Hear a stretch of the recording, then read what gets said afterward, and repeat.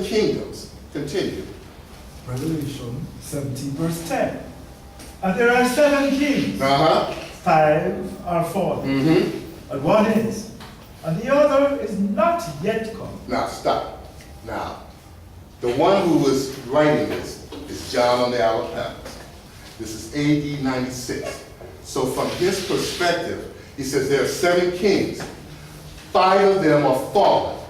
We have them marked right up here on this chart. See, by AD 96, the city of Enoch is gone. The Tower of Babel is gone. Yeah, I'll be there in a minute. Sorry about that. Babylon is gone. Medes and Persia is gone. And Greece is gone. 5 of those kingdoms are fallen in AD 96. And the one that is in AD 96 is pagan Rome. Now, in AD 96, the papacy had not yet come. Finish. And the other is not yet come. When he cometh, he must continue a short space. Now, when it do come, and it did come, the Roman Catholic Church, it must continue a short space, which it did. Read.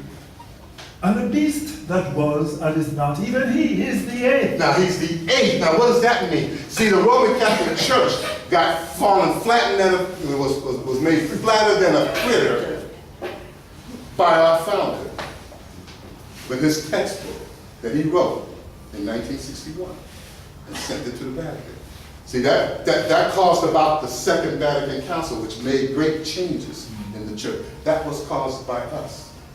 And that made the Roman Catholic Church fall flatter than a fritter. In other words, the way it is now is nothing like it was centuries ago as far as power, depth, and authority, and influence and stuff. Look, they're still around, have a little bit, but not like it was back in the old days. Our founder did that. And see, and now what we're looking at, he just read it, is the 8th satanic kingdom. What does that mean? That means that what we're living in now, since 1961 all up to now, is the conglomeration of all of these things. In other words, everything is all put together now.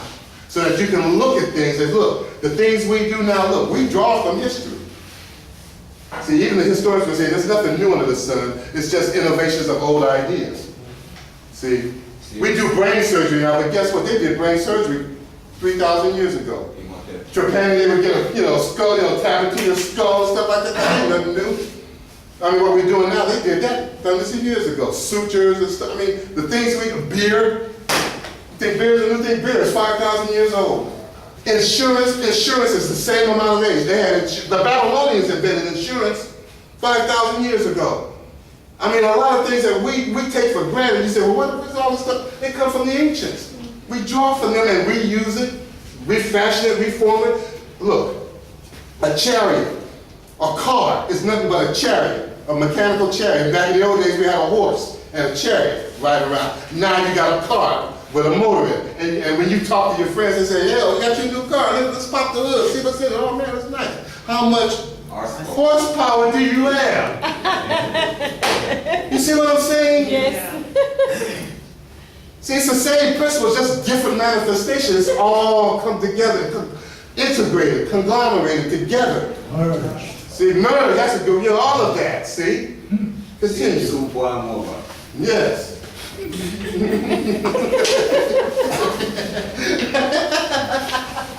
Go ahead. Revelation 17 verse 11. And the beast that was and is not, even he is the 8th, and is of the 7th, and goeth into perdition. Now he's going to go into perdition, read. And the 10 horns which thou sawest are 10 kings, which have received no kingdom as yet, but received power as kings 1 hour with the beast. Now that's always been a mystery to many people, biblical people, because they read this chapter and they try to figure out, okay, what is this talking about? I remember when I was in high school, which was quite a while back, there was a book that made a great sensation. It was a bestseller that kind of got, oh, thank you. Whose is this? Here you go. No offense, but I like black. I think black shows up better on white. There was this book. It was called The Late Great Planet Earth. And it was written by Hal Lindsey. And he was making a prophecy in there. At that time, the European Union was kind of like developing and all. And so that, now, I think the European Union has like maybe 22 members or something like that. But at that time, it didn't have that many. So he was speculating, well, this European Union might be these 10, kingdoms, these 10 horns, that Revelation is talking about. Well, it's not. For the simple reason is that you have to use the law and the prophets to confirm what these 10 kingdoms are. Okay? Go ahead. Revelation 17, verse 13. These have one mind, and shall give their power and strength unto the beast. These shall make war with the Lamb, and the Lamb shall overcome them. For he is the ruler of rulers and King of kings. And they that are with him are called and chosen and faithful. And he said unto me, the waters which thou sawest, where the poor sitteth, are peoples and multitudes and nations and tongues. And the 10 horns which thou sawest upon the beast, these shall hate the whore, and shall make war, and shall make her desolate and naked, and shall eat her flesh, and burn her with fire. For Yahweh hath put in their hearts to fulfill his will, and to agree and give their kingdom unto the beast, until the words of Yahweh shall be fulfilled. Revelation 17, verse 18 ends the chapter. And the woman which thou sawest is that great city which reigneth over the kings of the earth. Okay.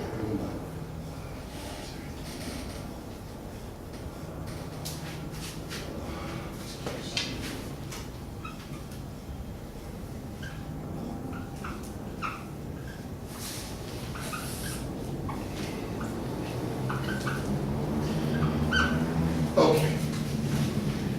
These are the 10 kingdoms. Okay? Now let's talk about these. When you stop and think about society, society is divided up in these 10 parts. You got agriculture, farming, medical, mercantile, science, technology, manufacturing, the transportation, buses, trains, planes, ships, theater, sports, entertainment, the political, the military, education, and religion. These are the 10 kingdoms. And there are kings and queens that rule over them. See? And they're the ones that help the beast, so to speak, in its operation, in its alliance with it, if you will. Now, I don't know how it is here, but I do know that in America, corporations, you say something about corporations are considered persons in America. Now, and probably because of what happened in America, it's probably extended more so internationally. The reason why it happened is like this, because they exploited a quirk in the Constitution.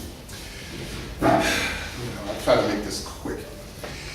In the Constitution of the United States, when it was first made, and they started, talking about different groups and stuff, the native peoples were given status because they were able to write treaties with them. The black people that were in the United States, because they were slaves, they had no rights. So in the Constitution of the United States, they put a clause in there that said that black people were counted as 3/5 of a person. Now, the reason why they did that was because, see, in the United States, it started off with 13 colonies. There were more people in the northern colonies than in the southern colonies, as far as the Europeans. In the southern colonies, they had more slaves. So when they created the government of the United States, they created 2 houses, a Senate and a House of Representatives. Now the Senate, it's straightforward, 2 representations from each state, no matter what your population is.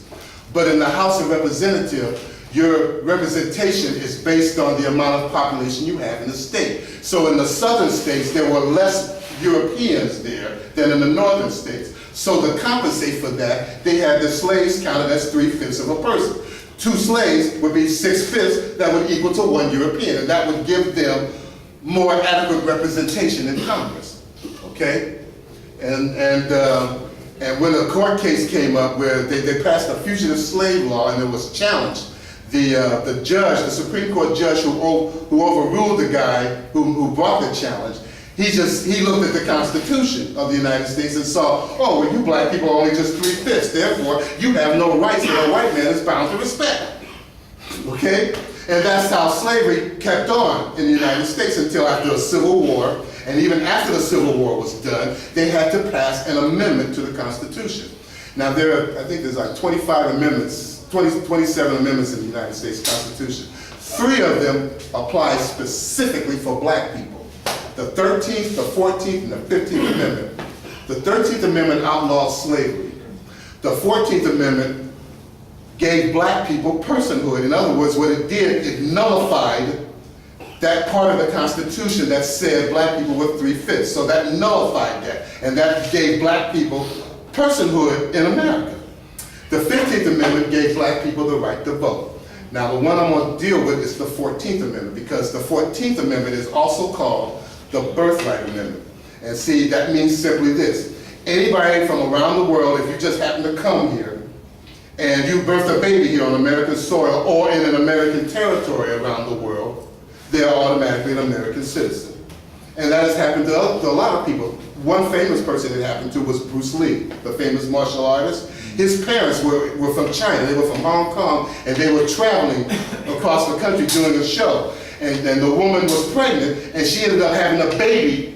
Bruce Lee was born in San Francisco, even though his parents were Chinese citizens, but because he was born in San Francisco, he was conferred automatic American birth citizenship. So after he was born and they registered him, they went back to China, to Hong Kong, and he grew up in Hong Kong, but when he wanted to come to America, all he had to do was show that, hey, I was born here in San Francisco, I'm an American citizen. And so they let him in. That was because of the birthright amendment. He was born there, okay? Now, as I said earlier, this is the amendment that gave black people personhood. Now, in the 19th century, there was a very famous case of a railroad, of a city was suing a railroad because they were like doing something that was encroaching on their city, and so the railroad said, well, we got rights too. And so they went to court about it. And the Supreme Court of the United States, which is the highest court of the land, ruled in favor of the railroad. They said that the railroad was an entity or was a person, this corporation. So that was the beginning of corporate personhood in the United States, and that's been reinforced by various laws and court decisions. The last one was called the Citizens United, because they said this. Corporations said this: well, if we're a person, then we're entitled to the rights of the Bill of Rights, which is the First Amendment, which says we have the right to freedom of speech, which includes the right to donate money or whatever, because there used to be laws for corporations saying, well, you can only donate so much money. Well, they went to court for that and said, no, we won't go. We're a person. We have the right to donate as much money as anybody else. And the Supreme Court said yes. So corporations are now persons. Donald Trump is a corporation. And he's a giant. See, these corporations are the giants that rule the land. Just stop and think. The word corporation. Yeah, the word corporation. See, it comes from the word corpus, which means body. See? And when you stop and think about it, just stop and think about this. Now, a corporation is a body on paper. Where does paper come from? Or trees. It comes from the vegetable kingdom, from the vegetable kingdom, like trees. Well, yeah. Well, see, that's like the angels. Look. Need a little more room. See here.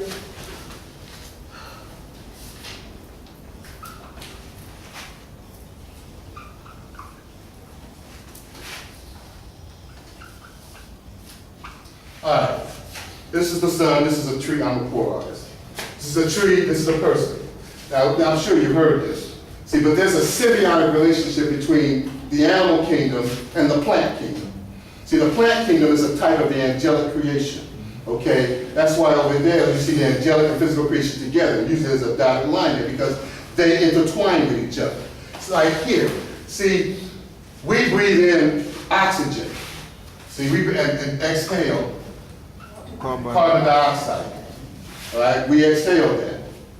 Now the plants, they take the carbon dioxide And see, look, they inhale the carbon dioxide. Now, the part they want is the carbon, because it's used for the burning when the light hits the leaves and causes photosynthesis. And, you know, and this is how they make their food. They need the carbon to help make their food. See? But the O2 part, that's a waste product. The plants don't need that. So they expel the O2. But guess what? We can use it.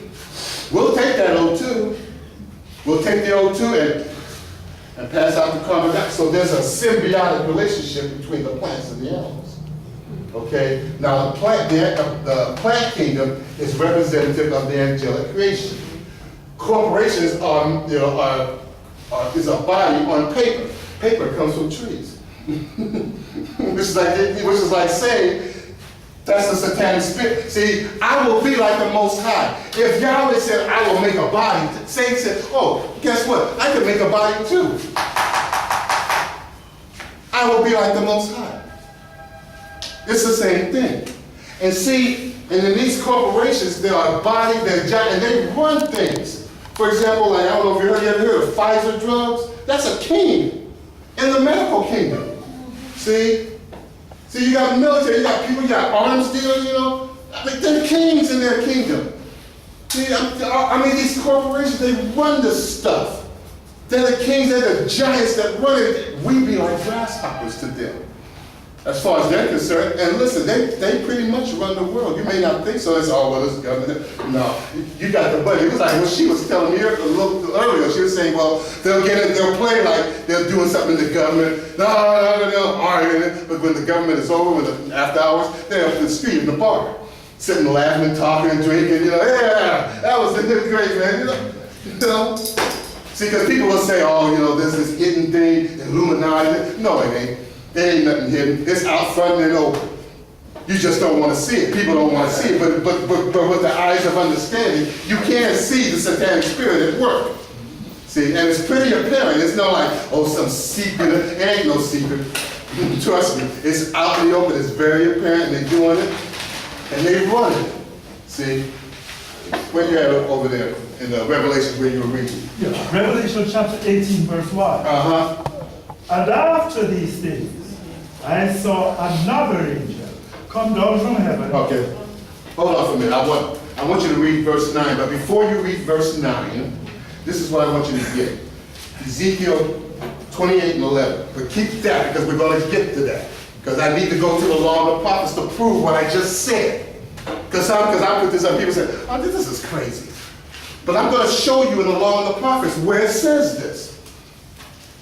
Revelations 28 and 11. I mean, Ezekiel 28 and 11. I'm sorry. Moreover, the word of Yahweh came unto me, saying, Son of man, take up a lamentation unto the king of Tyrus, and say unto him, Thus saith Yahweh, Thou sealest up the song, full of wisdom, perfect in beauty. Thou hast been in Eden, the garden of Elohim. Every precious stone was thy covering, the sardius, the topaz, and the diamond. Hold for a minute. I always like to do this. See here, this is called theosophy plate here. Look, Satan's creating the image and likeness of Elohim just like everything else. Now I want you to start that over again about the stones. Thou hast been in Eden, the garden of Elohim. Every precious stone was thy covering. Every precious stone was thy covering. See, look, these are the attributes. One, continue. The sardius, one, topaz, two, and the diamond. Three, the beryl, the four, onyx, five, and the six, jasper, seven, the sapphire, eight, the emerald, and nine, the carbuncle. Gold. And gold. 10. See, he's created, I will be like the Most High. And see, his king, don't he has a kingdom? If Yahweh has a kingdom, then say, well, I gotta have a kingdom too. I will be like the Most High. See, and listen, this is the reflection of this is what human government tries to do. Human government tries to exhibit these same attributes. Wisdom, intelligence, knowledge, love. The government wants you to love you. Want you to love them. You got to pledge allegiance, you know, they want that. And when you mess up, they're going to mete out justice, It's a foundation, they talk about the foundation, because I see the signs, the Family's the foundation of, they exhibit that too. They have their own carnal way of exhibiting these attributes. Continue. Emerald and the carbuncle, the gold, the workmanship of thy tabrets, and of thy pipes, is prepared in thee in the day that thou wast created. Keep going. Thou art the anointed cherub that covers. He's the anointed cherub that covers. See, because he's on the veil. He's on the veil, and that's what's covering. That's what's blocking your view. That's blocking your view of who's sitting on this throne. See, he's on the veil, and he's a bright, beautiful angel on the veil, and you're like, ugh. You know? How would you know? You don't know any better. What defense do you have against something like that? No. Continue. Thou art the anointed cherub that covereth, and I have set thee so. Thou wast upon the holy mountain of Elohim. Thou hast walked up and down in the midst of the stones of fire. Read. That's the angels. The stones of fire are the angels. Continue. Thou wast perfect in thy ways from the day that thou wast created, till iniquity was found in thee. Now, he was perfect in what he was doing. Now, let's get this straight. Lucifer was not a good angel gone bad. He was created to be that. It's like a time bomb, you got a nice, we could wrap it up in a nice pretty box with a nice pretty bow on it, but but inside the box, there's a clock with a stick of dynamite in there. And here you go. He was a time bomb. And look, he was the brightest. Listen, if stars are a type of angels, and I used to be an amateur astronomer. They used to measure the brightness of a star by what is called magnitude. In other words, they could look at a star, they'll say, well, this star here is the brightest star in the sky. Therefore, we'll give this the star, its brightness is of the first magnitude. And then you say, well, this star here is not as bright as that. It's bright, but not as bright as the first one. So we'll say that star is the second magnitude, and so forth and so on. Lucifer was an angel because of his beauty and wisdom and brightness. He was an angel of the first magnitude. See? Which was why 1/3 was, he was able to draw 1/3 of an innumerable host because of his great magnitude, of his brightness. Continue. Thou hast defiled the sanctuaries. Thine heart, verse 17, thine heart was lifted up because of thy beauty, and thou hast corrupted thy wisdom by reason of thy brightness. Now see, prior to him doing this, Lucifer was leading the choir. He was leading the choir, because the angels give honor and praise and glory. Prior to him doing it, he was leading the choir. He was like, come on, y'all. All praise Elohim, all praise Elohim. Come on, y'all. Now you keep up. Don't make me look bad here. That was Lucifer. Till iniquity was found in him, until a time bomb that Yahweh set went off. And then he starts saying, well, look, let's see, I don't see anybody as bright as I am. I don't see anybody up here as wise as I am. I don't see anybody up here as beautiful as I am. I must be the salvation. Excuse me, angelic creation, your salvation has arrived. That was Lucifer. Continue. Thy heart was lifted up because of thy beauty. Thou hast corrupted the wisdom by reason of thy brightness. I will cast thee to the ground. I will lay thee before kings, that they may behold thee. Thou hast defiled the sanctuaries by the multitude of thine iniquities. By the multitude of thy iniquities, read. By the iniquity of thy traffic. The iniquity of thy traffic. Therefore. Wait a minute. What is traffic? Are we talking about a busy intersection where you got to honk before you go? No, he's talking about buying and selling. Traffic, by the iniquity of thy traffic. Your merchandise.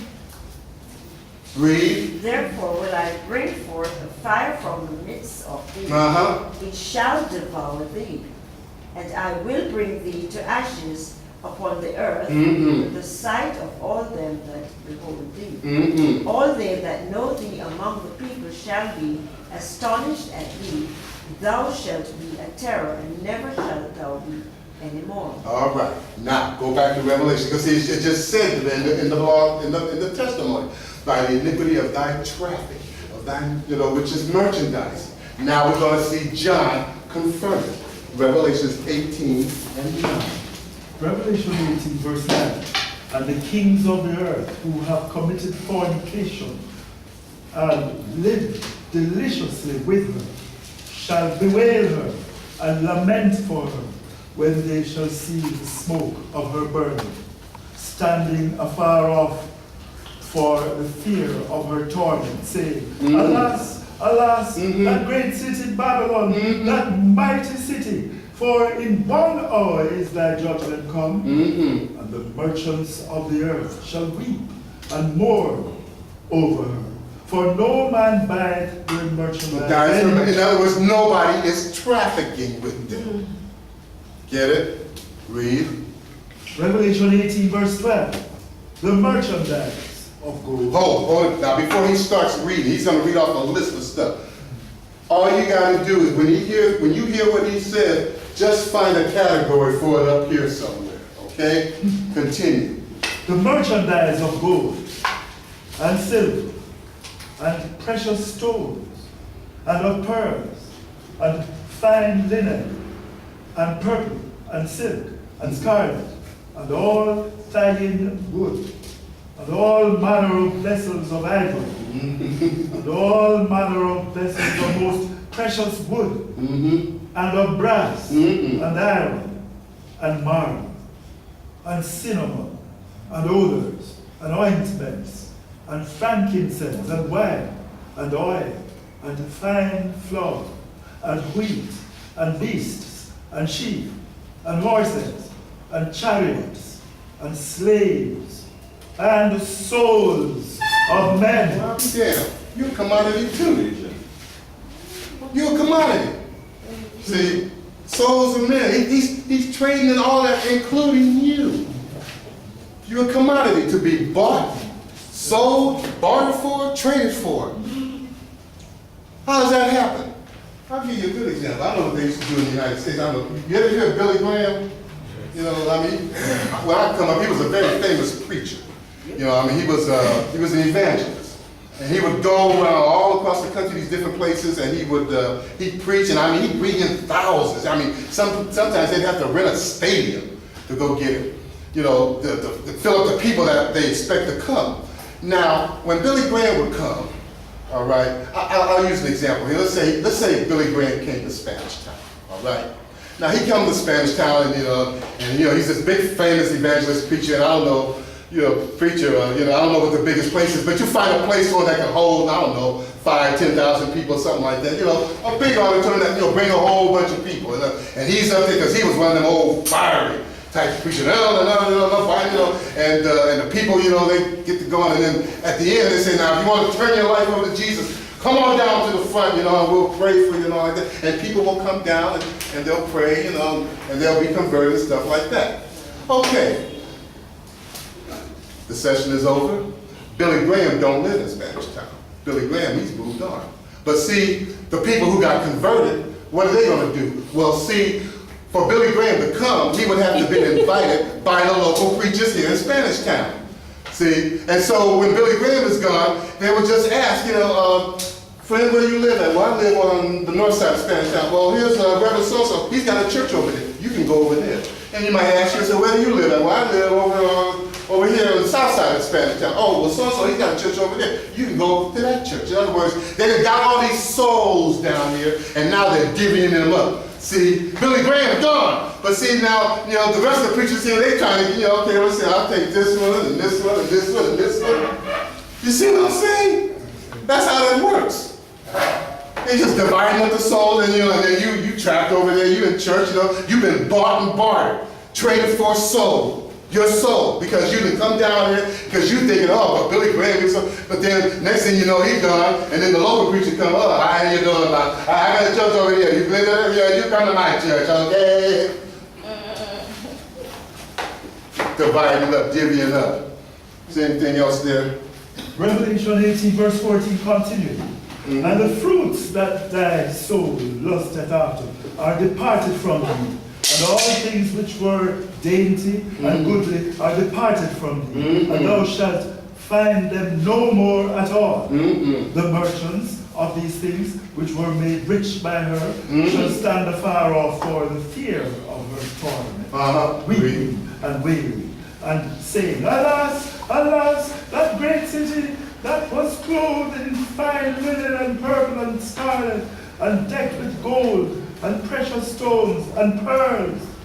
For in 1 hour so great riches is come to naught, and every slave master, shipmaster, and all the company in ships, and sailors, and as many as trade by sea stood afar off, and cried when they saw the smoke of the burning, saying, What city is like unto this great city?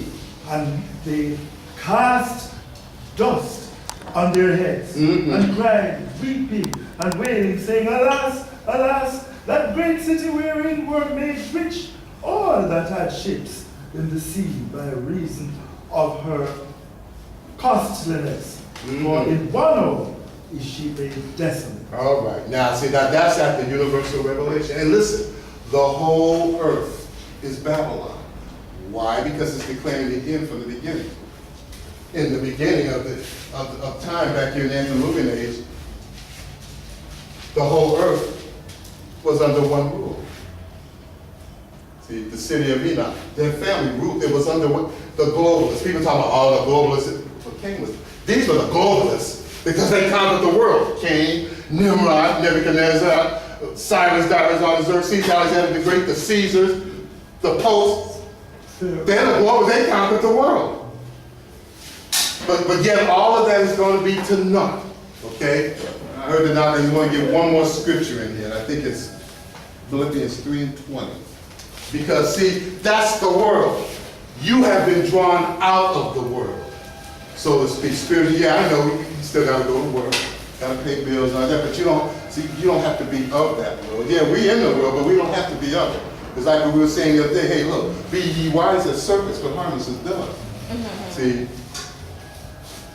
Understand what you're dealing with in the world. Do we have Philippians 3:20? Philippians 3 verse 20. For our conversation, our way of life. Huh? Our way of life. Who has a holy name? For our citizenship. That's it. That's the word I want. See, our citizenship. See, you think you're a citizen of Jamaica, or I'm a citizen of America. That ain't our true citizenship. Your citizenship is in heaven. It's in Yahshua. Yes. That's your true citizenship, not this. Oh yeah, you know, when I leave here, I got a passport, but that's what the world wants. But my true citizenship is in Yahshua. Read. For our citizenship is in heaven, from whence also we look for the Savior, the Redeemer, Yahshua the Messiah. Yahshua the Messiah, who is our Savior King. See? Because if we're citizens of a government, then every government got to have a head. The head of our government is Yahshua the Messiah. That's the head of our government in here. Because he's the one, because the true government, not human government, the true government is the Holy Spirit in you, and you recognizing it and allowing it to govern your actions. Like the high priest, run that course without deviation. See? To avoid the pitfalls and the snares of the world. Because it's easy, look, we just win. Look how easy this is to fall into this stuff. They say, well, one of these is going to get you, and they run it too. These corporates, they run it. And it's getting to the point now that they own everything. We just read it, they run everything, including the souls of men. But we want you to be aware of that, and we want you to come out of Babylon, my people, and be not partaker of her plagues. And therefore, that's why I say, you be part of that first resurrection, the second death, which will happen to this image and the 10 toes that it stands on. That will be part of this, that will be thrown into the lake of fire. But you will be spared, because we are in Yahshua the Messiah, who is our Savior King, who is the true government of the universe. Okay? Thank you for your time and patience, and with those few words, thank Joshua.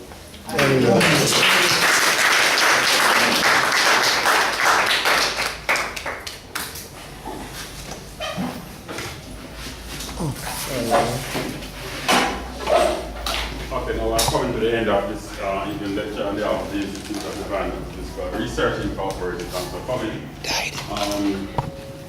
Request announcement? Yeah.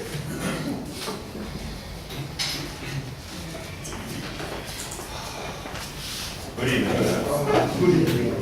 We have been announcing our seminar for a couple of weeks now. Finally, it is here. It is Saturday and Sunday. Now, some people made some promises, some pledges, right? And we haven't get them as yet. And we need them because Saturday is a seminar. So, and we are the one working on Saturday. So if anyone in here making a pledge, you can see me or me.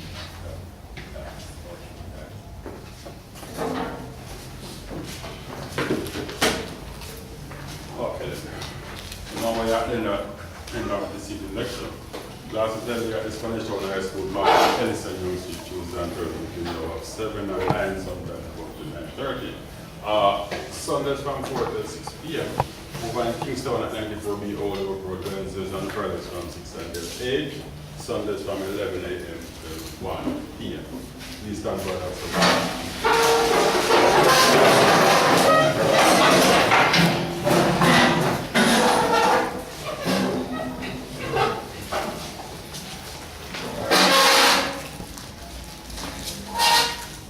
Now unto him who was able to keep us from falling and to present us faultless before the presence of his glory, with exceeding joy, to the only wise Elohim, Yahshua the Messiah belong glory, majesty, dominion, and power, both now and forever, we say. Hallelujah.